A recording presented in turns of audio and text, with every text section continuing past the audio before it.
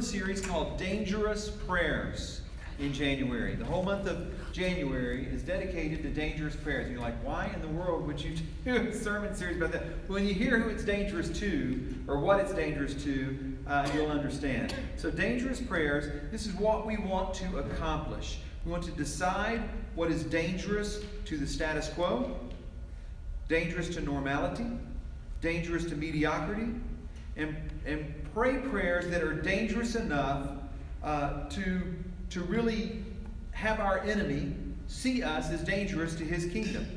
Our first lesson is going to ask us to have God search our hearts and find anything offensive, and then lead us into his ways. And our text for today is Psalm 139. If you want to turn there, we'll also have it up on the screen. And it shows us more about ourselves and God than almost any other chapter in the Bible. The author tells us what he knows about God in an address to God. All right? So if you want to take the first 6 verses, this talks about the omniscience of God. Does anybody know what omniscience means? What? Close. Close. We're going to deal with that one in just a little bit. Omniscience is all-knowing? Yeah. Click to the next slide, we'll find out. Yeah. Omniscience of God means he knows everything. All right, we're going to get to yours in just a minute because it's a very close word, okay? All right. He says, you have searched me, Lord, and you know me. You know when I sit down and when I rise. You perceive my thoughts from afar. You discern my going out and my lying down. You are familiar with all my ways. Before a word is on my tongue, Lord, you know it completely. You hem me in behind and before, and you lay your hand upon me. Such knowledge is too wonderful for me, too lofty for me to attain. So what is the psalmist saying here? He's saying, there's no way I could retain the kind of knowledge you have, God. I'm just one person. And you know every single thing about me. You know my thoughts, you know my motives. Before I even speak a word, you know what's coming out of my mouth before it's even said, because you know my heart. God knows everything. And this kind of knowledge, the psalmist is like, it's just too wonderful for me. I'm standing in awe of a God who knows absolutely everything. You know, even Wikipedia doesn't know everything and gets some things wrong, right? But God knows everything. Wikipedia can't tell you what's in your heart. Wikipedia can't tell you what's coming out of your mouth next. Because it's made by humans. God knows it. What? Because it's made by humans. Yeah, made by humans. But here is the maker of all things. The maker of all things. The omniscient God who knows everything. Our God has a perfect knowledge of us. And all the motions and actions, both of our inward and of our outward man, are just laid bare before him. He lays down this understanding in a way, the psalmist lays down this understanding as a way to address God. He says it to him, acknowledging it to him, saying, I know this about you, God. I know you know everything. And he gives him the glory for it. The first time I read, probably the first few times I read Psalm 139, I thought, whoa, this guy must be scared. God knows everything. He knows what I'm going to speak before I speak it. He knows what's in my heart. That guy must be scared silly to realize, no wonder he's standing in awe of God. He's scared of God. But the more I've read this, the more I realize, no. This is not a scary thing. To this psalmist, it was the most comforting thing he could know. You know everything about me. You just wrap me up. You hem me in. You take care of me. You coddle me. You just love me. And I think he is standing in awe of a God who knows everything about him, but still loves him. And by the way, single people, let me tell you a hint on who you should date, who you should marry. Half the single people just walked out. Okay, older single, we still got a few single people. All right? When someone knows everything about you and they still love you, that's a good relationship. Yes, sir. Okay? That's a good relationship. I don't know if it's the one, but it's a good one. It's a good one. All right? David says he is baffled by the amount of knowledge God can contain. It makes him adore God even more. Does the fact that God knows everything about you scare you, or does it comfort you? Why? Or why not? I wish I knew whether David, who wrote this psalm, wrote this song before or after his sin with Bathsheba. You know, the fact that you know everything that's in my heart. You know everything that I've done. You know everything I'm about to do. I wonder. And I wonder if it would have made a difference in how he wrote it or how we read it. You know, the best definition of integrity I've ever heard is this: doing the right thing when no one but God knows what you're doing. Well, there's so many things that I think it's easy for us to take those shortcuts, those little ethical shortcuts, those little moral shortcuts, those little things, because nobody's going to find out. God knows everything. He knows everything. There's nothing he doesn't know. Then we look at the next few verses, verses 7 through 12. We're going to learn another omni word here. This is the omnipresence of God. I won't ask you what that means because it's self-explanatory. That means God is everywhere. He not only knows everything, he is everywhere. And he says this: where can I go from your spirit? Where can I flee from your presence? If I go up to the heavens, you are there. If I make my bed in the depths, you are there. If I rise on the wings of the dawn, if I settle on the far side of the sea, even there your hand will guide me. Your right hand will hold me fast. If I say, surely the darkness will hide me and the light become night around me, even darkness will not be dark to you. The night will shine like the day, for darkness is as light to you. And again, I thought he was saying, when I first read this, the first few times, I'm like, oh, he's trying to flee from God and he just can't get away from it. But again, I read it over and over and over again, and now I'm like, he's like saying, it doesn't matter where I run. It doesn't matter. You're going to be with me. I can go anywhere in this world. I can go up to the highest heaven. I can go down to the lowest depth. I can lay down. I can sleep. You are still there with me because you are everywhere. Everywhere. This is just one of many passages in the Bible that give us an understanding that God is everywhere. He says, I will be with you always. Be strong and courageous and do not be afraid, for the Lord goes before you. But I like this one in Psalm 139 because it shows a certain completeness to the omnipresence of God. It shows that there's nothing left undone. There's no place that God is not. Okay? He is everywhere we go. And then this next passage, the next 6 verses, the omnipotence of God. What does that mean, Sarah? All powerful. That's right. You just got ahead of me. You know, you knew the word before it came out my mouth, right? Okay? The omnipotence of God. This means that God is all powerful. For you created my inmost being. You knit me together in my mother's womb. I praise you because I am fearfully and wonderfully made. Your works are wonderful. I know that full well. My frame was not hidden from you when I was made in the secret place, when I was woven together in the depths of the earth. Your eyes saw my unformed body. All the days ordained for me were written in your book before one of them came to be. How precious to me are your thoughts. God, how vast is the sum of them.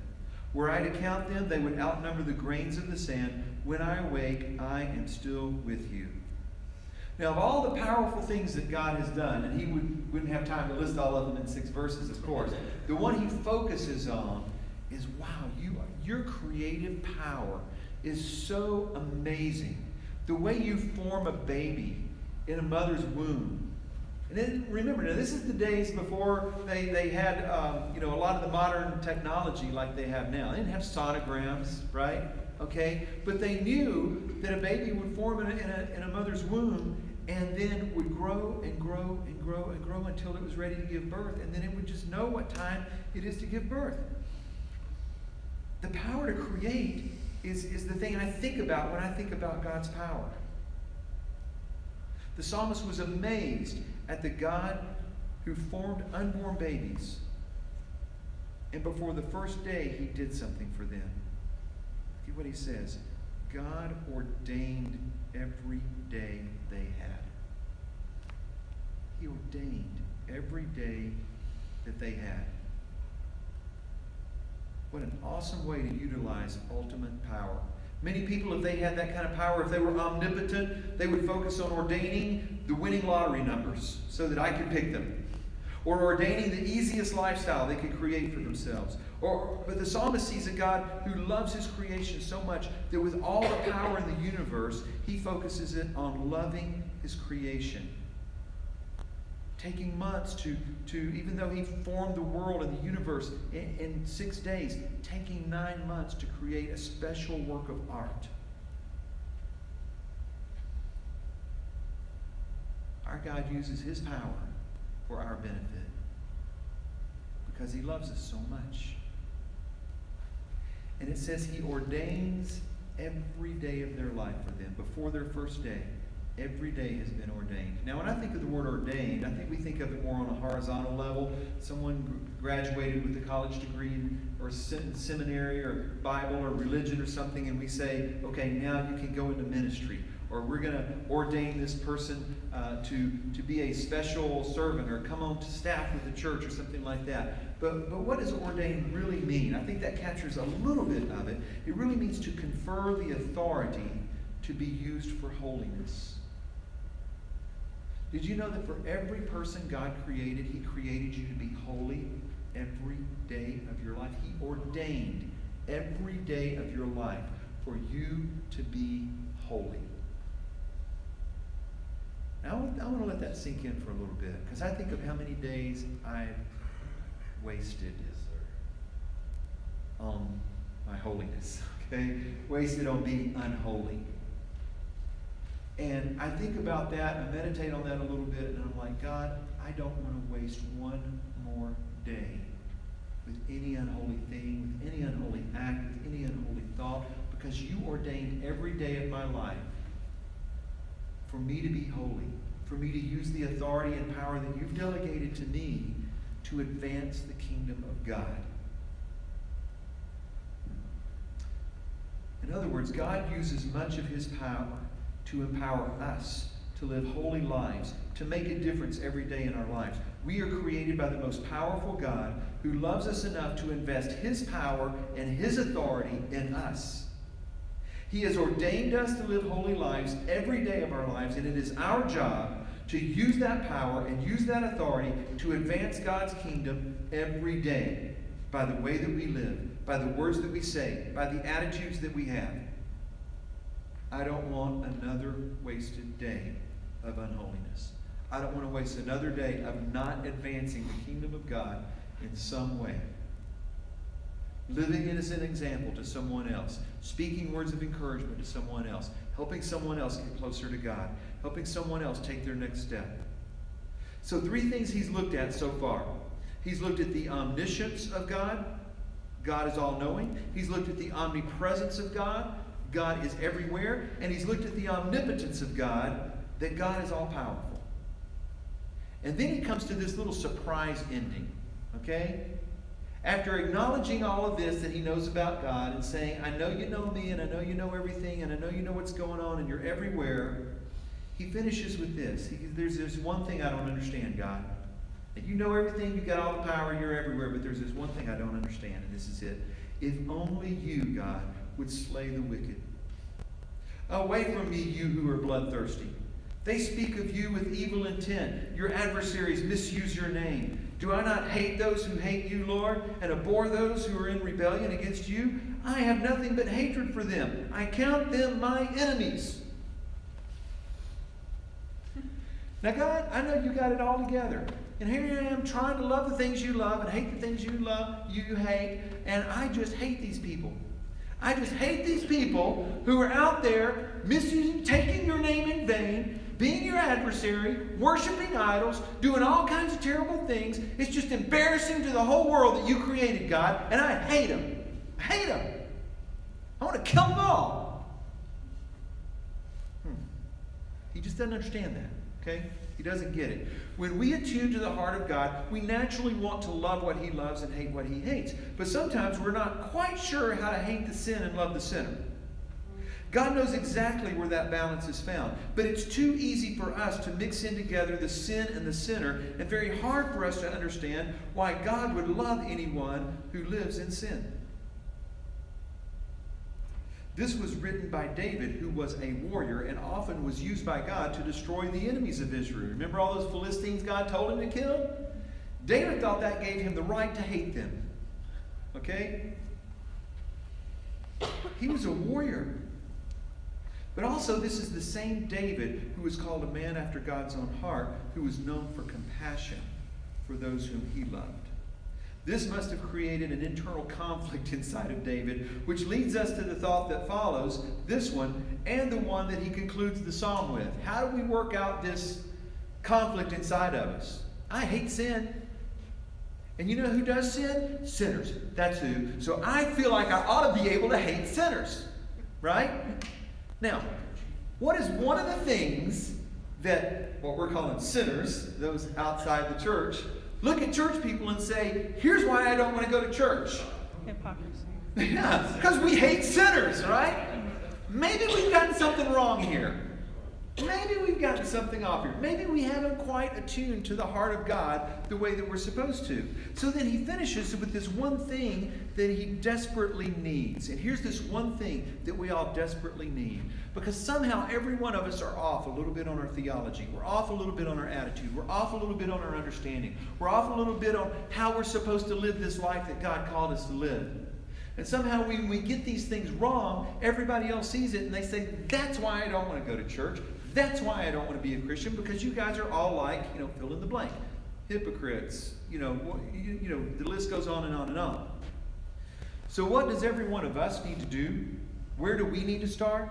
How do we get lined up with God? How do we do what it is he wants us to do? This prayer is one of the most dangerous prayers you will ever pray. It's the search me, God prayer. Okay? It's not an easy prayer to pray if you're being sincere. It is a prayer of bravery and courage. Okay?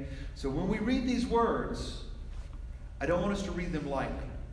I want us to think, what is he really saying? He has just acknowledged how awesome God is in the three major ways that are all inclusive. The omnis of God. Okay? He's recognized God. Now he's saying, here's what I don't understand about you. I know you know everything. You're all powerful. You're everywhere. But what I don't understand is why I can't hate my enemies. But you know what? Because he was a man after God's own heart, and he was growing and he was learning, he prayed this prayer. And I think these kinds of prayers are what made David a man after God's own heart. This is what made him who he was. He was willing to ask himself the hard questions. He was willing to let God come in. He was willing to say, okay, God, I open my heart up to you. I know I'm not who I need to be. I know I'm hypocritic in some ways. I know I fall short in some ways. I know I struggle with sin. But God, I want you to do this. And here we go. Are you ready? Search me, God, and know my heart. I've got to slow down on this one, okay? Because we can't take this too lightly. Search me, God, and know my heart. You think that's brave? Wait for the next one. Test me and know my anxious thoughts. You think that's brave? Wait for the next one. See if there is any offensive way in me, and lead me in the way everlasting. That is a dangerous prayer. You pray that prayer sincerely, and guess what's going to happen? God will answer. You know how God answers some prayers and it seems like it's way too slow for our timeline? This is one of those that happens way too fast for our timeline, okay? All right? When you pray this prayer, God is waiting on people to say, God, I give my heart to you. I just open it up and I invite you right in, and you get your scanner out and you scan everything in there. If you see anything in there that is not pleasing to you, anything that's not right with you, anything that's off, anything that's misunderstood, anything that I'm getting wrong, I'm inviting you to come in and test it, God. Not because you don't already know it's there, but because I want the kind of heart that pleases you. I want the kind of heart that gets it right. I want the kind of heart that is so pleasing to you, God, that you see that I'm blameless. You see that I'm living for you, and I'm 100% all yours. That's the kind of heart David had. And that's the kind of heart we need. Where we say to God, look around. Leave no stone unturned. Know me fully and make me more aware of that fact. then you just go ahead and put it all to the test, God. And what passes, I'll know is right with you, and what doesn't, I know I need to change. I want to pass the test of a heart check. And if you find even one thing offensive to you, God, lead me out of it, because I want everlasting life. I want this life to count for everything it can, because you ordained it to be holy. You ordained it to make a difference. You ordained it. And so, God, I can't do that if there's things in there that are offensive to you. I can't do that unless my heart's right with you. And then lead me in the way everlasting. Let me get personal with you. Can you honestly pray that prayer before God? And if not, why not? Well, I already know why not if the answer is no. Because you know something about your heart that you would rather not let God see. And yet, God knows it already. Because He is omniscient, He is omnipresent, and He is omnipotent. So, why are we waiting? Why wouldn't we tell God what He already knows? Why wouldn't we invite God where He already wants to be? Why wouldn't we go ahead and say, get me right with you, God? And then we could get our peace back. Because you know what happens when you're not right with God? You lose your peace.